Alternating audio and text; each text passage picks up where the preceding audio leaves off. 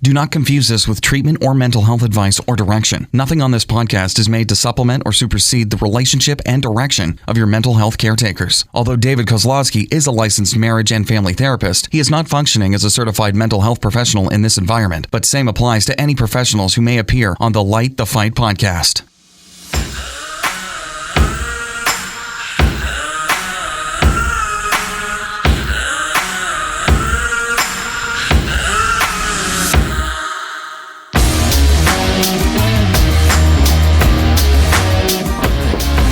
What's up, everybody? Welcome to Fight the Light. No. It's the opposite. Well, that's what one of our listeners said. We love your Fight the Light. Last time was Fight the Night. Light the night. Fight the Light. Well, technically, if you're like me in the past, you had lots of concussions. You're fighting the light. You always keep your sunglasses on. So welcome to Light the Fight. I'm David. I'm Heidi. And we're here to talk to you about all the family and parenting ills and shed some light there you go on different conversations. And as always, we've got more conversations. I don't think we have endless things to talk about, or we just like to talk so much. Here's the thing. I got to thank the listeners because I'm actually really appreciative that you guys provide me this opportunity to learn, because I'm probably the one that's gaining the most. Well, and as long as our listeners have chores to do and kids that won't do them, they'll be listening to us. That's Job right. security for us. There you go.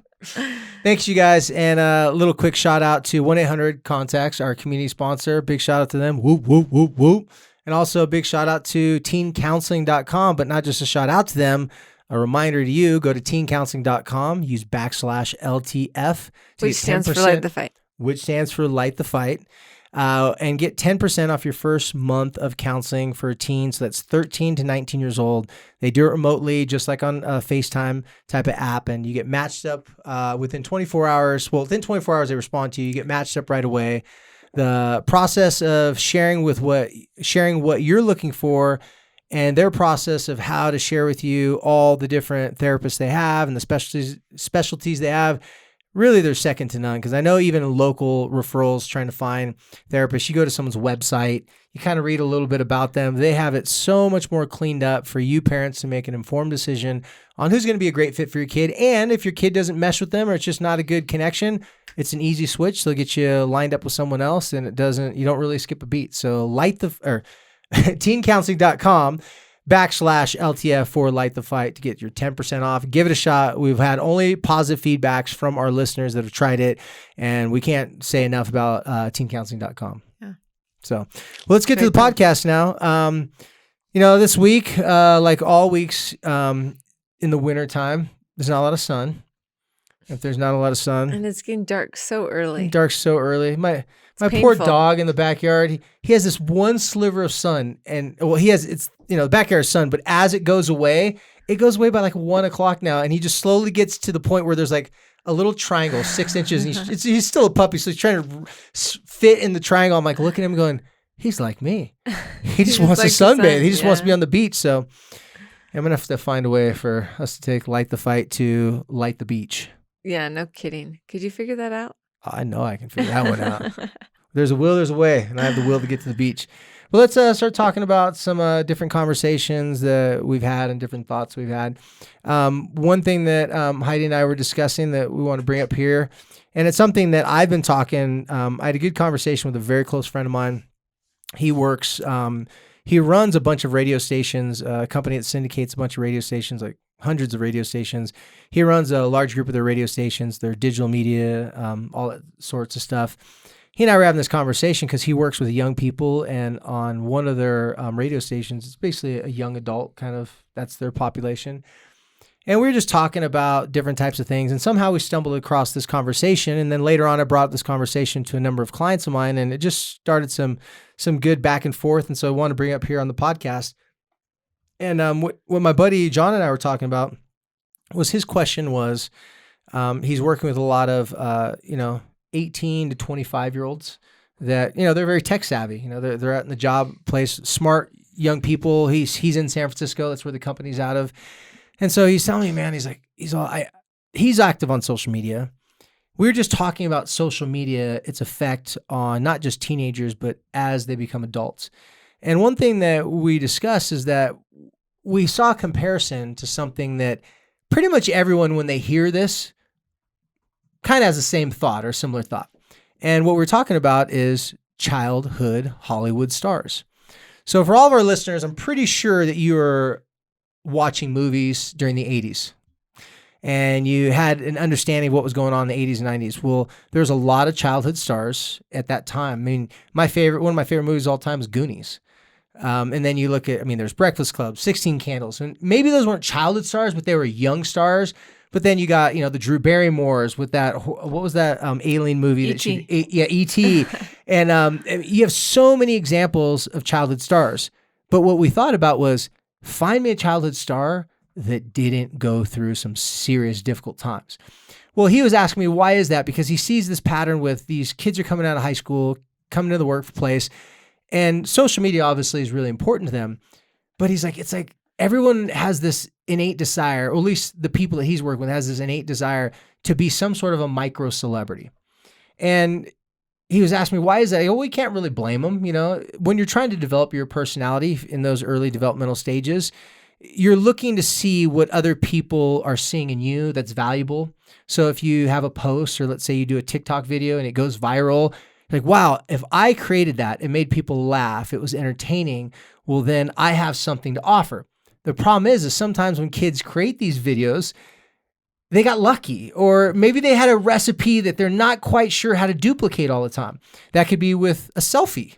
It could be with a video. So in our conversation, what we came down to is that the Hollywood child star epidemic and all the drug treatments and all stuff like that, if we take that in today's context, Hollywood's in the home now. Everyone can be, it's a free opportunity to be a star of some sort. Now there's Insta-famous. There's different levels of stars, right? And so, yeah, you may not have your own Netflix special, that type of star. You may not have, something like that. But look how many common average teenagers are celebrities on YouTube. Look how many, young people have done really cool things with athletics or entertainment, and they're not even close to fully developing their brain, and they have more followers, more likes, more interactions than they know what to do with.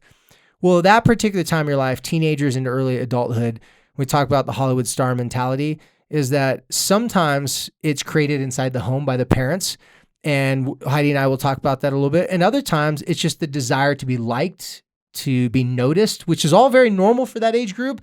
But having a platform that young of an age, and you could actually get lucky with some posts or whatever, or let's say some kids are just really talented, but that talent gets them attraction, but the actual talent itself isn't necessarily something that's scalable. It's not always something that they can, okay, now this talent is going to equate to me getting my own car, my own job. Sometimes those talents are just talents. That's nothing that they can turn into money-making things. So that's what our topic of discussion that we want to talk about today is Hollywood in the home. Some of the different things that we're seeing as parents.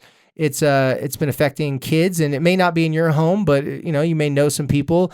And just taking that analogy of those kids struggling in the 80s, why did they struggle? They struggled because all eyes were on them. The cameras were on them. And that was the big thing that me and my buddy John talked about, was that when you have that many cameras on you, I can tell you right when we started this podcast, Heidi and I did not say, hey, how's it going? Hey, Heidi and David. Before we started this podcast, Heidi's had a long week. I had a difficult client situation right before I came in here, and we were kind of low in energy, and we're, hey, what's up, guys? If you can't hear me right now, it's because that's how we were talking. We're just mumbling. And then as soon as the camera came on, as soon as the mic got hot, we changed. Now, I would say that we didn't change as people, but we did change as soon as we knew someone was watching. So imagine this for a moment. You're a young person trying to figure out who you are, what you offer, if you matter, what your talents are, what your likes or dislikes, and you're needing other people's responses, reactions to you. You need that to be able to see where you're at on the scale, if people are liking you or not, and if you have something great about you or something. So when the cameras are on, it changes the context of everything. Actors know when the cameras are on, they have to go into character. People know when it's a selfie time, we go into character. I remember listening to this one comedian. He made this joke. He said, you'll know that time travel exists As soon as you see like a black and white picture of like, you know, everybody in those old pictures look like they're malnourished and depressed, like just standing there in the black and white picture. But if you see some girl sticking out her butt with like doing like duck lips, whatever, in that black and white picture, you know she's a time traveler because that did not exist. That only came about with the invention of video cameras, people watching us.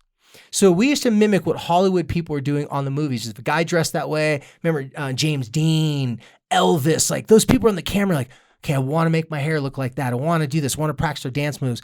But now, instead of just trying to copy or mimic a handful of people, now you have hundreds and thousands of people that your brain is trying to copy and paste and borrow bits and pieces from them. Because if they figure it out, you don't have to reinvent the wheel. You just have to borrow from them. So, Heidi, what are some, I know I just spit a whole lot out there, but what are some of your initial thoughts and what are you thinking about? Well, this is kind of a topic that hits a little bit close-ish for me, honestly, because, and let's just talk about me personally. I'm a 47-year-old lady, like a mom of 5. Like, I don't have any delusions about being a celebrity or like Hollywood in my home, right? Like that's not my jam. But you have a business. Here's the reality. As an adult and as a business that I do rely heavily, newsflash, you guys, I'm relying heavily on social media to sell my products and to reach people. Okay. And so my brain tells me, okay, if I got a lot of response to a certain post, then my brain says, do that again. Everybody's brain says that. Right? Even if it might not even be something that I want to talk about, or maybe not even a direction that I wanted to go.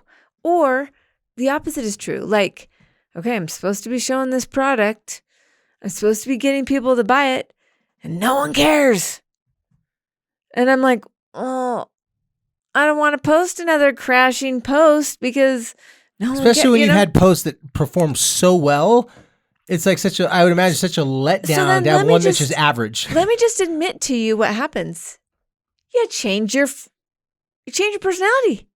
What do I have to do to get people to like it? You do. Yeah. Because first of all, you're thinking to yourself, oh no, the buyers are looking at this. They see that this post tank. And now I got to prove that I'm not a tank. I got to go to the, So I'm just going to tell you right here and now, I'm going to tell it like it is. It sucks. It's hard because there's, for me there, I have this sense that I got to perform, right? Except for me, like, I don't want to perform. I just want to be real. I just want to connect.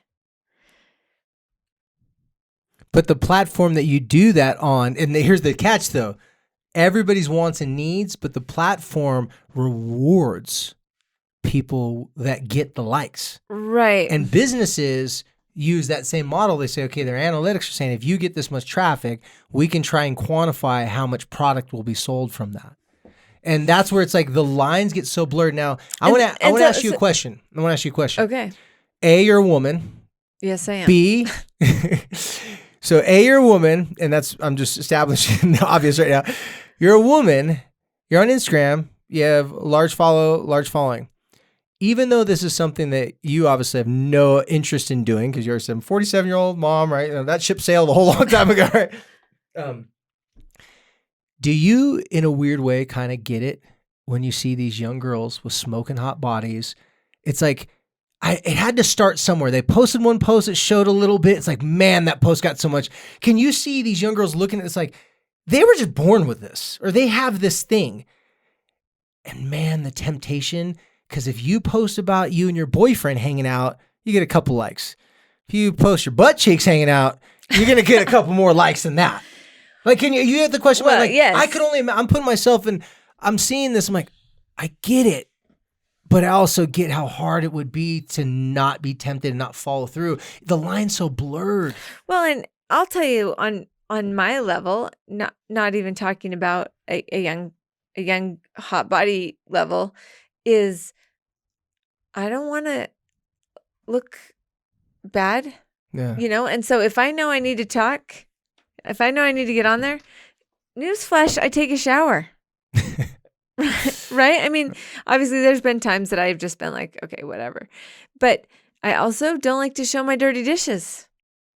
Leave that out of the shot, right? So here's what I do. I usually stand where the light's coming through so that my eyes get lit, and I'm not posing in front of my dirty dishes, which are there, right? Because I have some image issues, right? Because that's how I want to be perceived. And well, let me take this away from you. tough. Let me take this away from you for a second, because what you just said can be like, you could put Heidi Swap and then you can finish that sentence. You could input anyone's name there.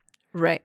It's true. Having image issues is a very relatable thing. Just some people, it's different part of their image, right? But some people could be their hair, some people could be other parts. Like, the image thing is wanting people to see you at your best. That's very real. But here's the thing, David, like, as a 47-year-old person, and I feel like I have to present well, I want to present well. Like, if I had to think about this as a teenager, Oh, yeah. in high school, or, I mean, It's a I'm full-time just going job. to tell you right now that when I was 18 years old and I had to post a picture that I was hoping people were going to swipe up on, like, I would throw up in my mouth. Like how do you eat? Like, how do you even deal with that? After you get a bunch of likes, you don't throw up in your mouth anymore. You get used to it. Okay. It's rewarding you. And so this whole entire Hollywood and the home, basically, your phone, right? Just having that access to the world and those things, all Because now everybody can publish it. Yeah. Everybody is you're a star of your own story right there. well, the competition with other people, the comparison, it's very real. Everybody has competitions. Everybody's comparing themselves to someone and like, oh, at least I'm not as bad as them. So we do it both. Like, I wish I'm not as good as them, or I'm not as good as them, and at least I'm better than them. Right. We have all those ways to play that game with ourselves. But when I'm looking at young people, teenagers and young adults especially, I really wish there was a way that we could take them outside of this and show them the video of them being a Hollywood star. Like, show them the patterns. In business, we document things, we keep track of things. We have to see what are the patterns are of spending, buying, all those different types of stuff. Love it. Love spreadsheets. With social media, with our behaviors, we want to remember it the way that our ego can handle it. We don't want to think that we posted that many selfies. We don't want to think that we've been desperate in our attempts to get people to comment on our feeds or do something. And, maybe because I help people with that and I see people confess certain things to me, what they do all the time, I can sense really quickly. And I think an average person can sense really quickly if that's a desperate plea for someone to like their post or not. And so what happens is this becomes this, and this is the thing that I think is really plaguing youth and people in general. It doesn't affect everyone, but I talk about what's called a connection currency, where relationships are basically, it's like a bank account. Every time you're in a relationship and you're doing something for the relationship or for that person, you're investing money into that. If the person sees that you've invested a lot into them, and you make a mistake, they will take some of that money out, that currency, say, because we've done so much together, so we have so much history together, I'm going to give you a pass on that one. Our connection currency is valuable. You have credit with me. The challenge I'm seeing right now is there's a lot of vulnerable people getting on these social media platforms. These vulnerable people have found out, sometimes with popular people, befriending them and trying to start a coalition alliance with them is a way to exchange confidence that's not really existing. So what that means is someone will comment on someone else's post, a girl posts a selfie. It's a very desperate selfie. It's very sexual. There's, all this, that went into the shot. She's probably 150 pictures and she had to pick that one, right? And so some other girls who don't necessarily love that girl that much, but that girl's getting a lot of traffic on her post. And they think, if I complimented her and said, "You're so smoking hot, you're my, like, I wish I had a body like this. Oh no, my gosh, girl, you're so cute. You're so awesome." Then they do this fake back exchange. I'm going to stroke your ego. You're going to stroke mine, but I'm only stroking your ego, hoping you're going to visit mine and you're going to show up and comment, stroke my ego. Because if I get this person that has a lot of followers to interact or to stroke my ego, then that gives me a level up to all these other people, because the goal is not to be the same. It's to be above. And to be above, that means you have to rise above other people. And in that process, we manipulate and use other people. It's very similar to dating. I know a lot of young men right now that have confessed to me, said, "Hey, listen, this girl that I'm obsessed with, that I want to be with, and we're kind of in a dating relationship. She hangs out with me when she has nothing else going on. This is what's going on." They're frustrated. I said, "Well, you guys are using each other." He's like, "What are you talking about?" If she likes you and you get seen with her out in public, you just went from a 6 to an 8. Just because she's a 10. Like that, this is a real popularity thing that is playing in people's minds. We talk about eye candy, like that's that cliche, the older rich guy with a younger hot wife, right? Well, why does this act out and play itself all the time? I'm using this example, not saying everybody has this issue. It's because there's an exchange there. I'm going to give this young woman security and she's going to give me clout and status. These kids are doing the exact same thing, and adults too, on social media platforms. If I show up for them, then they're going to show up in return for me. The problem is when the kid doesn't respond back, doesn't share the exchange. Some kids will try it for a little while, and then after a while, then they become resentful and angry. It really frustrates and hurts them. It's like, I'm trying to appease to your good nature, not knowing that they're trying to appease to the good nature of a person who's not trying to be a good-natured person. They're trying to get attention. Well, so what happens when you have... First of all, what do you think about what I said? No, I can see that. And I think, every podcast that I've listened to, or business social media podcast, the top recommendations that you get for how to grow your account is to collaborate, right? And so really this is just collaborations, and then when you say that's something, the intent. It starts off. Right, We're collaborating. Yeah. But then what happens is the person, and if you're watching on YouTube, you can kind of see, but if you're not listening, I've got, my two hands, and if the person starts out like your two fingers are together, and slowly your social media persona starts to get further and further away from your real life persona. And then you have to start having these little identity issues because people that don't really know you are holding you here to this persona. And then the people who do know you are like, down girl, or whatever, like you want all the people who don't know you to see you for the representation you're trying to show them. All the people who really know you are like, just come on, just go along with me. Like, this starts to become a real problem and it's hard for an adult, but really hard for a kid. Hard for a young person when you start to losing who you really are in order to get the likes, or in order to get the popularity, or to fit in. Well, let me add something to that. That's actually the problem. It's actually before they actually become who they're supposed to be. So this is in very important personality development stages of their life.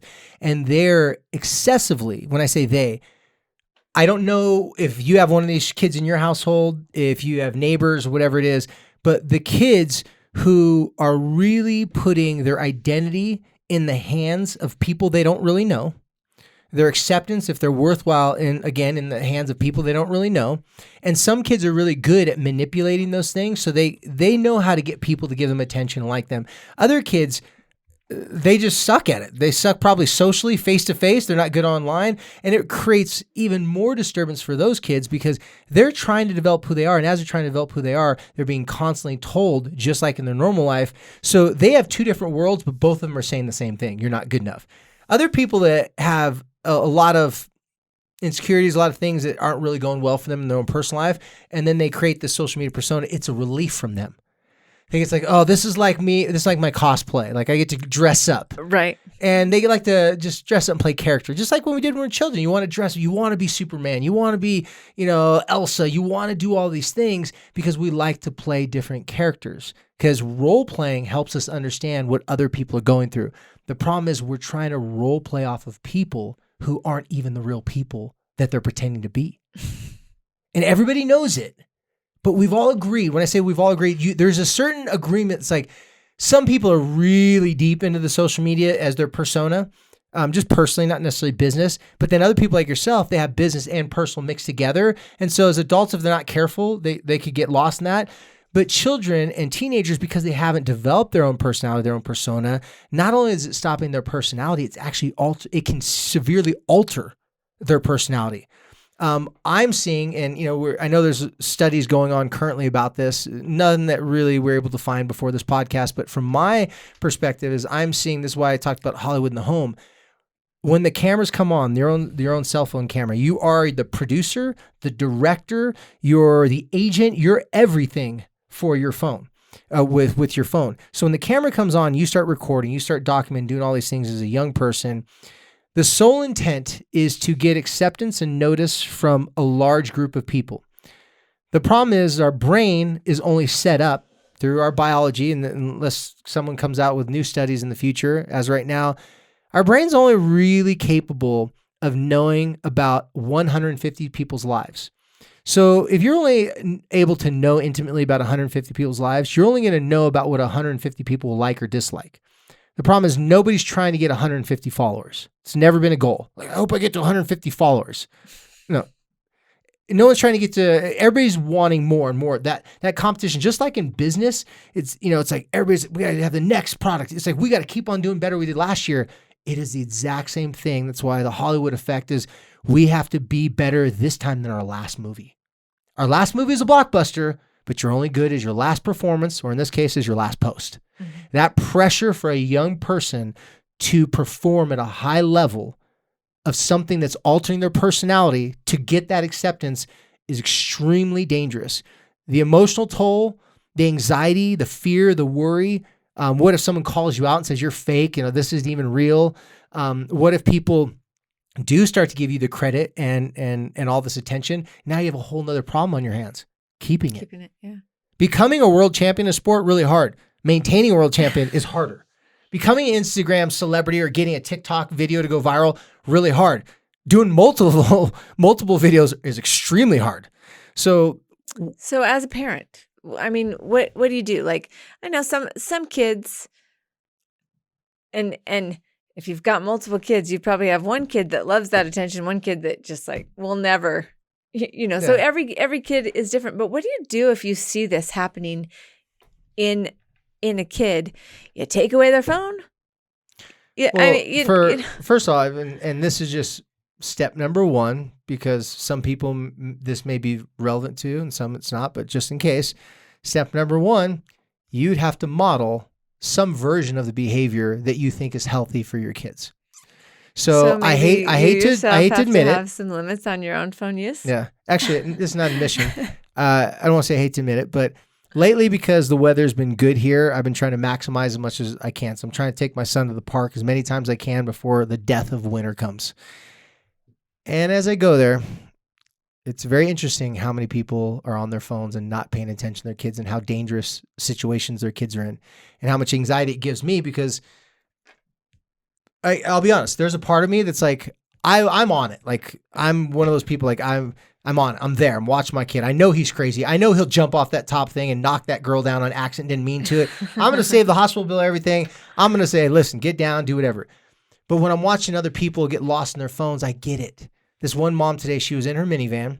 She set up a blanket outside with picnic tables. She was in her car watching something on her iPad, like watching a movie or whatever. And she's making the sandwiches. And I'm sitting there just watching. Oh, this is interesting. I just kind of want to see where this played out. Her 4 kids were out on the playground, climbing up the slide, doing all the most dangerous stuff you could possibly do. And this one little 3-year-old girl just sitting on a blanket all by herself while the other kid's out there. She came out, gave him the food, went back in the van. I saw like weird guys walking around. Like, I don't know. I was like, who the heck are these guys? Like, what the heck's going on? I'm like on high alert. And I'm looking at this 3-year-old all by herself with these kind of shady looking dudes walking around. And the mom's just watching her thing. That girl would have been kidnapped and she wouldn't have known for 30 minutes. Like I'm just sitting here going, what the? But this is just a constant repetitive thing. You're seeing just the checkout on the phone. You're seeing these things.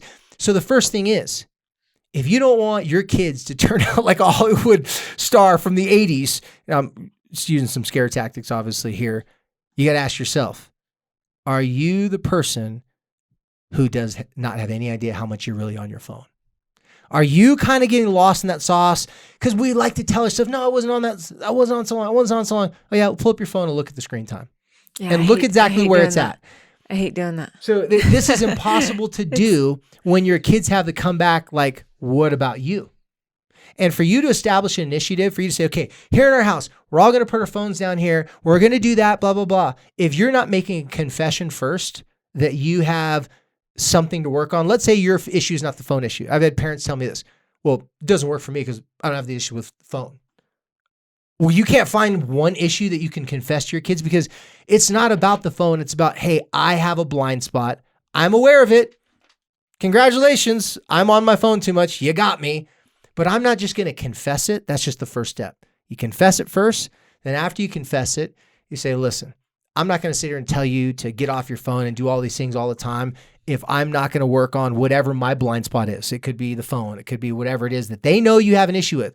So I tell you what, I'm going to work on some of these things. I would like you to work on some of these things, give some suggestions, and then do that thing for a couple of weeks first.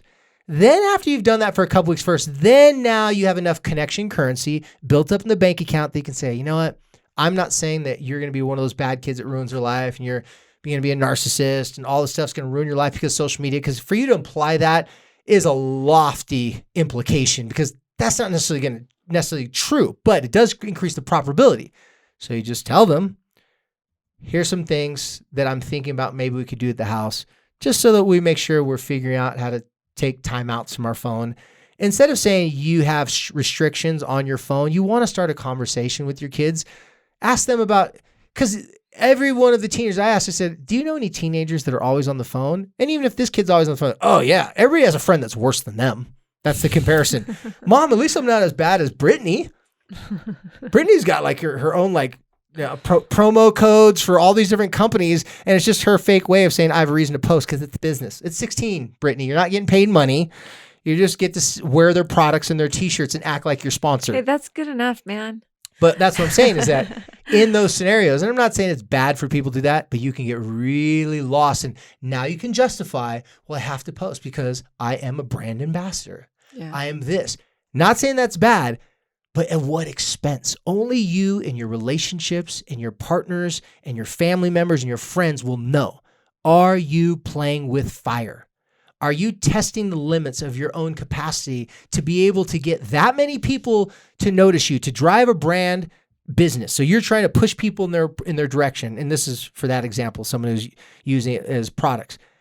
You can do that, but make sure that you're weighing out the expense of what it's doing to you and your relationships. Because if your relationships are dependent upon you to be present for them, but your work, in air quotes, because there's a lot of brand ambassadors out there that just get free products. They're not getting paid any money, but your work requires that you always have to be engaging and responding to the DMs.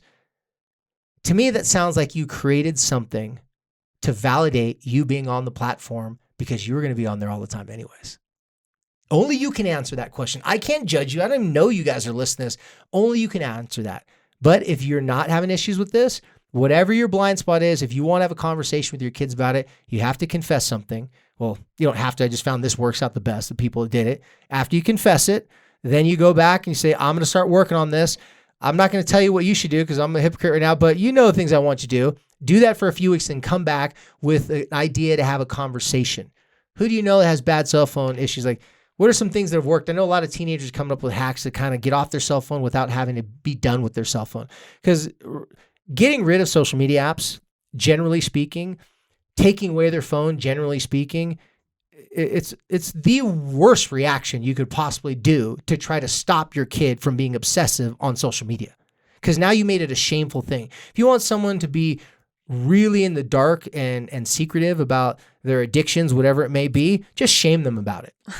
And they'll make sure they hide it from you even better. Like, apparently I didn't hide that too well, so I got to hide it better. So you always want to open up the conversation, but any conversation is going to be easier for someone to be in if they feel like you're actually a representation of what you're trying to talk about. Well, and I think just opening the conversation about, about how they're feeling, and maybe you compare it to how you're feeling, or you share something first. I noticed a funny situation, not necessarily funny, but Connor made the decision he was done with Fortnite. I don't even know what elicited it. Maybe he just wasn't getting enough V-Bucks, or I don't know what. And or like any video game, it has its time and place, and there's always another one. He just was over it. But what he has now become super into is BMX bikes. So he wants to watch every he watched tons of BMX bike videos. And for a while, when it was nice weather, he was out there on the bike all the time, trying tricks and da-da-da-da. But it's gotten cold. And so what's happened now is the tables have turned, like less time out on the bike and more time watching the videos. And I said to him, I wasn't home. He'd been on YouTube for a while. Yeah. And I'd asked him, how long have you been on YouTube? Since I got home. It was like bad mom moment. I mean, he was on there a lot. And I said to him, I made a statement. I said, you don't seem yourself. What were you watching? And he's like, well, just all those guys are so good. And they have these big ramps in their back. And it's really cool, and he's kind of doing this comparison thing. And I pointed out to him, you seem kind of bummed. How do you feel after watching all that YouTube? And he's just blah, so we had an opportunity to let me interrupt you guys. You guys, that was a very good example, Heidi, because what you did is a lot of times people want to insert at that particular moment, and they want to create some sort of interference. They want to insert and say, see, when you're on YouTube that much and you're watching stuff that much, it makes you feel down. See, look at you. You look all depressed right now. To insinuate and to add that this equals that at that particular moment to your kid, it really has the opposite effect. But what you did was man, you just seem really down. You didn't say you seem really down. It must be because of YouTube. See what happens when we watch too much YouTube? You went judge, jury, convicted them, and that's it. So that approach, parents out there listening to this, is a very soft, slow approach to a conversation, because to develop personality, and this is the what's the opposite of being a childhood celebrity? What's the opposite of being obsessed with your phone? Knowing who you are. So when you know who you are, you have some sort of anchor to a sense of self. When you don't know who you are, you're going to be more willing to try to please the masses, because you're not sure what the people around you want. When you're confident the people around you like this about you, or that's good with you, it's easier to do things for a specific purpose. Well, and here's where I think every parent out there wants these self-assured little people. Yeah. We want them to have self-esteem. And so that's why we're taking them to the sports. That's why we're giving them all these experiences. And we want them to feel good about themselves, right? And so I think that this is kind of the crux of where I want to get to in this conversation is, how do we kind of combat the insecurity and that willing to give people whatever they want so that we can get the feedback that we're craving, and focus or build up that sense of self? Well, your language, some parents get really good at healthy self-deprecation, making fun of themselves, making their mistakes and their errors known. If you want a sly way, now gotta be careful with this because some people just don't do it this very well. If you want a sly, smooth way to make something easier to talk about, then you find a way to make it a problem that you have. Do it all the time with clients. Someone comes in and sees me and they're really insecure of what I'm going to think of them as a therapist because I have to assess them. And that's why a lot of people don't want to come into counseling with their kids, right? They just want, you fix them like we've talked about. Because if they come in, the parent comes in, now we open up Pandora's box. Now you know where the problem really came from. And no one wants to be like, I'm really a good parent. If I had $1 for every time someone said, I know this doesn't sound like I'm a good parent, but I really am. I'm like, you can do all these things good and suck at these things too. It's okay. It doesn't mean you're a horrible parent. It just means you got some stuff to work on. But where was I going with that? What were we just talking about? The sense of self. Yeah, the sense of self. Gosh. You said if you want a little trick into how to do this, the sly way is you tell your child, just like sit there and like huff and puff and moan a little bit, like, ugh. And like, what's wrong with you? Why are you grumpy? Like, honestly, I'm pissed off, but I'm mad at myself. It's like, why? It's like, I made a personal goal to not go over this amount on Pinterest. And they're like, yeah, Mom, you're on Pinterest a lot. Kids know. It's like, okay, well, I made a goal not to go over on this. And I did. And I'm so mad at myself because I noticed, like, remember when we were on that vacation, it wasn't on my phone a lot. I just seemed so much like lighter. I got to do better this week. And then that's it. Walk away. See, if you want your kids to admit where their blind spots are at, you have to admit that you have blind spots. If you want to point out their blind spots, be prepared for them to act like they don't even have any. Well, I tell you what, if I'm going to point anything out of my kids, boy, are they fast to blast it back on me.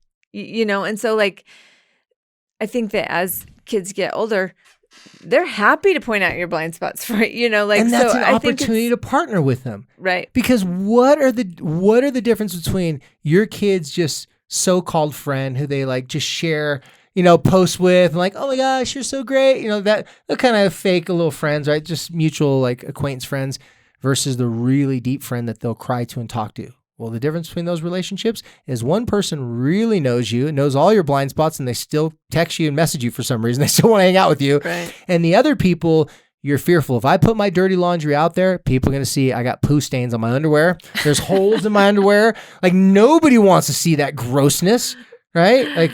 But we don't want to throw away the underwear, right? So my metaphors are magical. Just trying to build a fake story here. But it works so much better, and this is a big thing in PR and public relations with celebrities that make huge bad mistakes. The biggest thing is, can you release your mistake, or is it going to be released before you get to release it? If you get to control the narrative and you get to say what your mistake is, then people are more accepting of your mistake. If it seems like it's shock and a surprise and they finally have, I knew their life wasn't perfect. Right? Like on our podcast, I posted my mugshot because I knew at some point someone was going to find it. And it also went with the episode really well. So that was the whole entire thing. But I was like, you know what? I just need to put it out there because I don't ever think about that. It's obviously not who I am. I was freaking 21 years old. I didn't know what the hell I was doing in my life at that particular time. Let's be honest. That's where the connections are going to happen. The connections are going to happen with the frailties, and we've said it a lot of times. We connect with our weaknesses. And so when we admit to our kids, right? Gosh, you guys, I went way over on my screen time. They're going to be like, yeah, you did. I could have told you that and I didn't have to look at your time. And then you take the sarcastic remarks like, hey, I deserve that. But no, seriously, I need to work on that and keep it moving. I had an experience not too long ago where a dad who owns his own company was getting a lot of flack from employees, but for many years he thought he was the best boss and everybody loved to work with him because everybody was scared to tell him the truth because they made lots of money. His wife wasn't scared to tell him the truth though. In our counseling session, she said, not only do me and the kids not like you, none of your employees like you. And he just went, wait, I know you and the kids are mad at me because I'm a jerk. And I'm like, but I know my employees love me. Like, and everybody looked at him and he was like, wait, they don't? And even the kids like, no, Dad, like when they come over, everybody makes fun of you behind your back. Like, you're kind of a laughing stock. And he was in a good place. He's like, well, tell me, like, what are they saying? And I was telling him, be careful what you say. And they go, no, he goes, what's your rep? I said, what? Tell him what his reputation is with all the employees. And every single one of them said, He doesn't like to talk about anyone's life, doesn't ask anybody's questions, doesn't care about them at all. He only wants to talk about his stuff. And if you do something wrong, he wants to make fun of you in front of the whole entire group and pick on you. And they even have like little jars. If it's called their idiot jar. If you make a mistake, you have to put $5 in the idiot jar. It was just a shame based all around. Nobody was saying anything to him. Everybody scared him because he was just a really, intimidating type of presence. And so we had this conversation. And so what he did was he went back to his employees, and instead of calling them out, because the mom was like, you can't tell them I told you this, right? He went back to his employees. It was a Christmas party. This was a long time ago now, man. It's almost another Christmas. Oh my gosh. Where's the time gone? So he went through all this. At the Christmas party, he talked to them and said, listen, I have a New Year's resolution I want to share with you guys. All joking aside, and he had a couple glasses of wine to help him do this. I'm surprised he did this. He said, all joking aside, he goes, my New Year's resolution is to be less of a jerk, to actually show how much I care about you guys, because if it wasn't for you guys, I wouldn't have this company. He started crying. He opened up and told them, he goes, I'm sorry that I've been so mean and so hard on people. I thought it was the right way. I realized there's a better way now. And he walked away. Then when his kids heard about that, he went home and told them, he goes, hey, you guys, thanks for what you guys did, because I didn't realize what I was doing. And he goes, it's because of you guys. You helped me out with that. So if you ever see me doing that with you guys, just let me know, because that's my style. I was telling him that. The response he got from his kids, the response he got from his employees, it made him a person who was no longer feeling like, I do all the work. See, in his mind, he ran the whole company and he was just paying them stuff that they didn't deserve. He started to realize, he goes, no, these people want to work for me, but I'm making it so it's hard to work for me. And that's not necessary. So that's just one example of how you can do this with your kids, with social media, with anything. Pick something you suck at, acknowledge it, ask them to help you with it. And then guess what? When they suck at something, they're going to be more inclined to share with you, because why can't they share with you? You've already shared your blind spots. I feel like this is right along the lines of what we talked about last week. And if you haven't listened to last week's podcast, we talked about how to partner, how some not sneaky ways, but a little bit of a sneaky way to partner with somebody who's causing you problems, which is to thank them for giving you this opportunity to figure something out. And when we do that, we empower and we connect. And change your reputation. The old me wouldn't have done this, but the new me is telling you you're right. I got to tell you a funny, it's not super funny, kind of funny in the end. I had a situation where I actually had to use what I had just learned in the podcast, because you guys, last week's podcast was like a light bulb moment for me. And so I used it and it worked like a charm. Okay. And I was like walking on sunshine, because I was kind of in a place where I really needed, this person needed to really, we needed to really change the narrative. So I have another friend who was in a situation and I was like, try this. And they were like, oh, I will not thank them. I am not thankful. This is not okay. And guess where the relationship ended up? No improvement, right? Probably not worse fixed. than it was before. Not fixed, because they just dug their heels in, like, I'm not changing. So newsflash, every single Light the Fight podcast, every single episode, every single time that David opens his mouth, he is going to say to us as parents, you got to go first.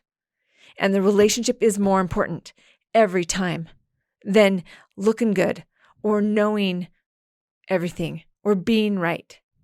Being right does not matter when you don't have a relationship, you know? And so I love this.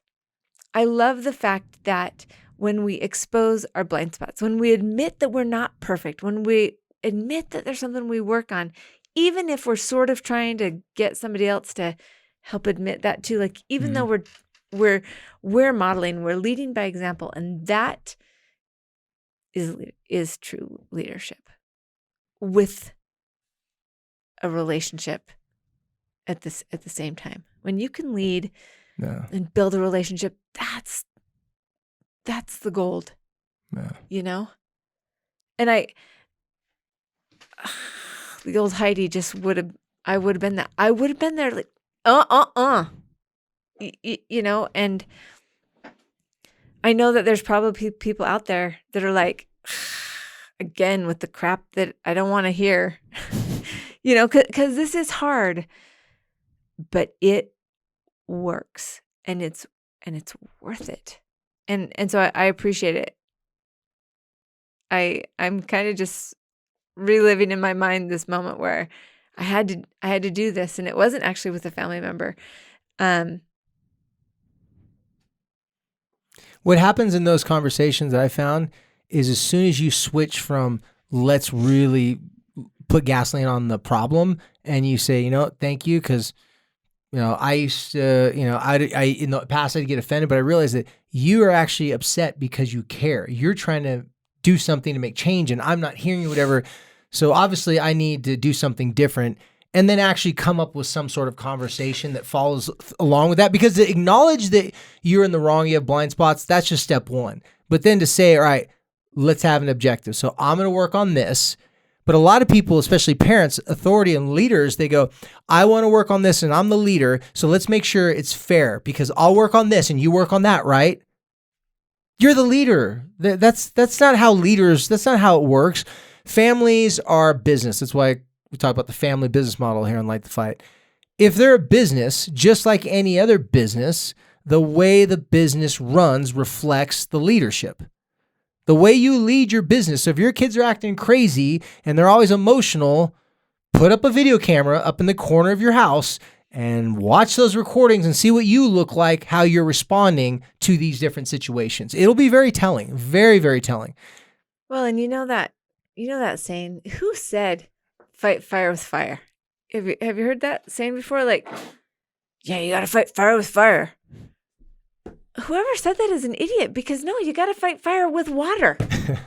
Like, it doesn't work. You don't fight fire with fire, right? Well, technically it better would be, especially with this situation, if there's a fire burning, you fight fire with it. That's what they mean by it, right? Because if it doesn't work, sometimes you have to burn out another section to stop it so it goes in a different direction. Right. But in this situation, I like what you're saying, because we're telling you to set up a relationship so that if a fire does come about, you have a crew of people that are going to work with you to put out the fire. Because try putting out a fire when everybody's going to disagree where it's at. Fire's over here. No, it's not. It's over here. If you can't even agree what fire to put out, good luck. Right. Good luck. It's like, I swear the fire's in this forest. No, it's not. We're going here. Okay, well, we're going to split up the team and everybody will work on their own problems, but nobody work together and communicate. Right. And these are hard things to communicate about. But Yeah, if you get to absolutely. But in this case, you get to control the narrative, right? When you're sharing your own stuff, I'm not going to say poopy underwear, but that's what you brought it up. Well, you can't steal my joke, my metaphor.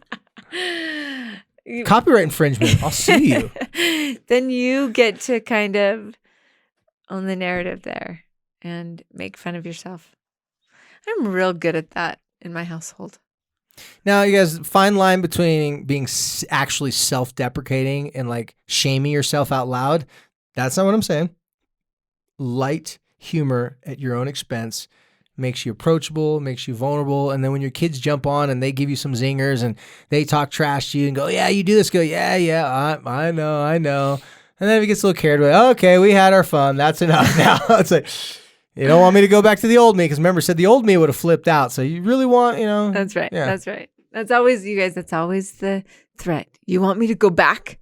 You want me to freak out? Is that what you want? The reward is me not freaking out, and the threat is I will go back there because I know where it's at. It is. I didn't lose my freak out. I just put it aside. It is a knee-jerk reaction. Do not worry. Yeah. Yeah. All right. Well, I think we We covered it. I think we ran the race. Well, you guys, I did it again. You guys, this is helpful. It's helpful information. And I mean, I admit, this is me confessing that the social media game It's complex. Remember, we're all adolescents in it. It's tough. We've all been doing this for about 9 years straight. That means we're preteens.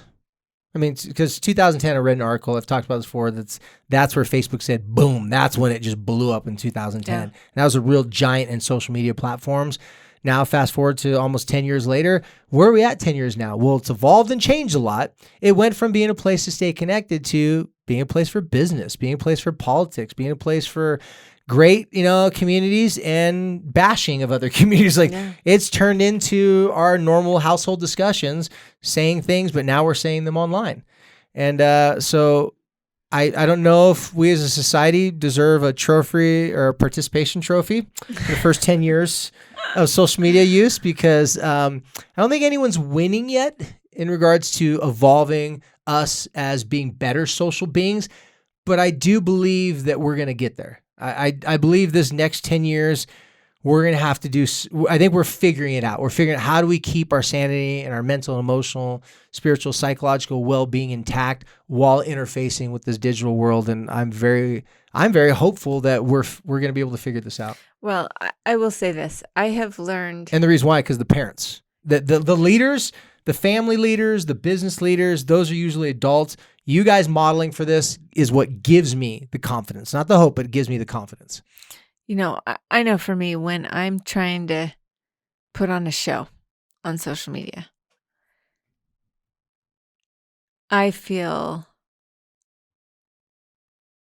different than when I want to share something from my heart. And the response always validates. I appreciate the connection that I do find in my social media. Oh, yeah. And the comments and the DMs that do come in. That's why it's so alluring, because they're real solid, amazing connections. People meet up with social media friends. They become great friends. Yeah. They have that. It's just like liking the same band or the same team. You have so much in common if you're on that platform together anyways. I think that if we can be real and we can connect, it can be very powerful. It can also be the opposite. And so I have a lot of work to do and a lot of awareness to have in this particular area. And so I appreciate it. And I appreciate you guys not judging me too harshly. Well, I don't envy your situation, because my livelihood has never been tied to social media. So but I get it. I totally get it, because you're not the only person I know that their livelihood is connected to that. And that's a tough one and then how do you explain that to younger people? So that's why, listening to this podcast today, I'm very confident that it's going to give you guys a lot of different ideas, how to create these examples and these change, how to model for this your own family, and also have the conversations about it. Yeah. And that's what it comes down to. Anyway, you guys, thank you for listening as always. And thanks for sharing the love, telling your friends and family about it, maybe even leaving us a comment or a rating. Apparently that's a thing. But as we always say about this time, you guys, thank you for helping us to light the fight.